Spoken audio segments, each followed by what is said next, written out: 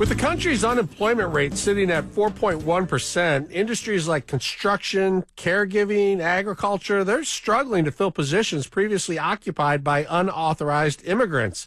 The situation is particularly pressing for states like Texas, which has the second highest number of undocumented workers in the United States and could ripple through other states such as Michigan that rely on undocumented workers in some industries. So how will these shifts affect local economies, job markets, and consumer prices? Let's bring in Adam Lampert, CEO of Cambridge Caregivers and Manchester Care Homes. Good morning. How are you? Kevin, thanks for having me. I appreciate you being here.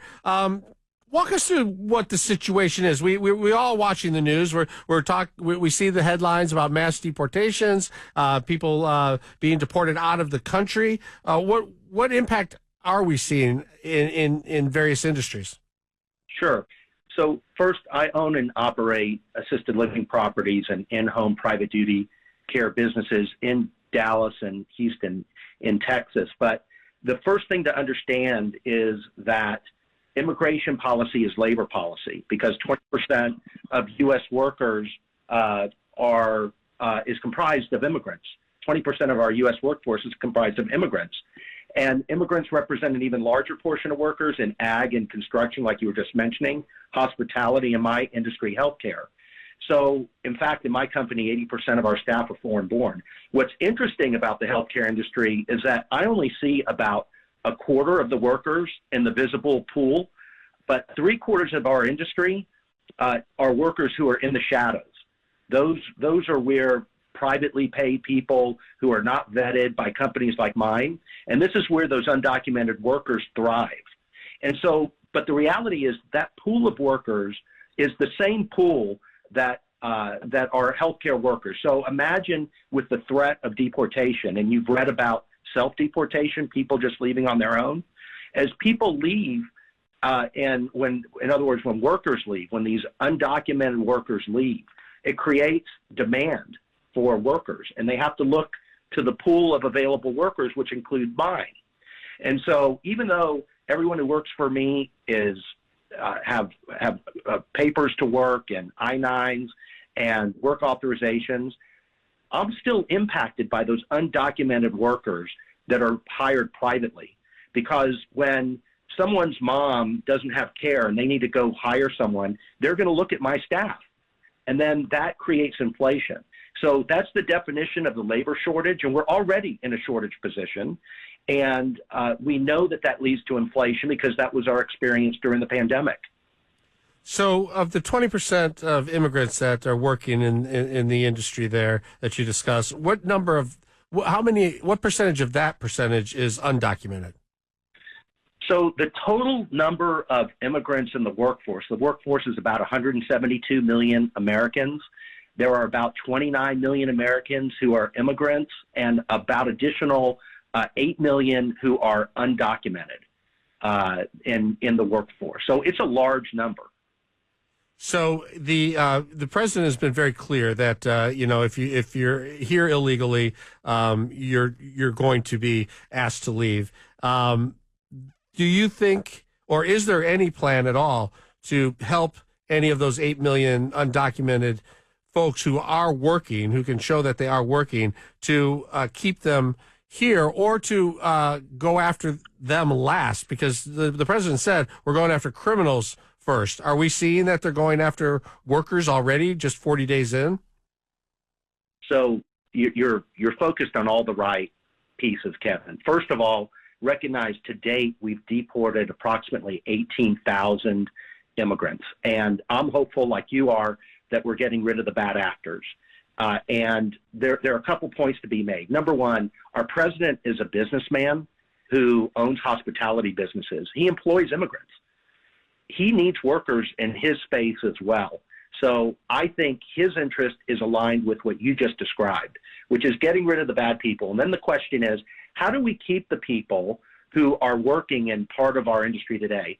So let me explain something to you, that when these go back to 1990, when the laws were put in place for the current immigration program, this was under George H.W. Bush in 1990. The caps that were put in place for visas has remained largely unchanged to today, 35 years later. Let me explain that in 1990, the size of the economy in the United States was $6 trillion. And today, in 2024, the economy was $30 trillion. So the economy grew 5 times the size, yet the caps on the number of workers that we can bring into the country remained largely unchanged. And so that goes to your point about what we can do. It's very clear what we can do. We have laws that are not modernized, that don't meet our needs. Think about looking through the lens of your lens and my lens as citizens, of Americans. What do we want in America in terms of immigration policy and workers? We want people here to fill these jobs and do these jobs that we as Americans don't want to do. So it's important that that change has to happen in Congress. It's our congressmen. And I'll tell you, I'm an optimistic person. We have a Republican president, a Republican Congress, and we're going to see meaningful immigration reform because, you said it. We want people that are working here to stay working here. In fact, I'll tell you that every day, 12,000 people turn 65. I will tell you that there's a silver tsunami coming. I will tell you we don't have nearly the supply of staff that we need in our industry or frankly across the country, including hospitality and ag and construction. We need workers here. We all want them to be legal. We need to change our laws.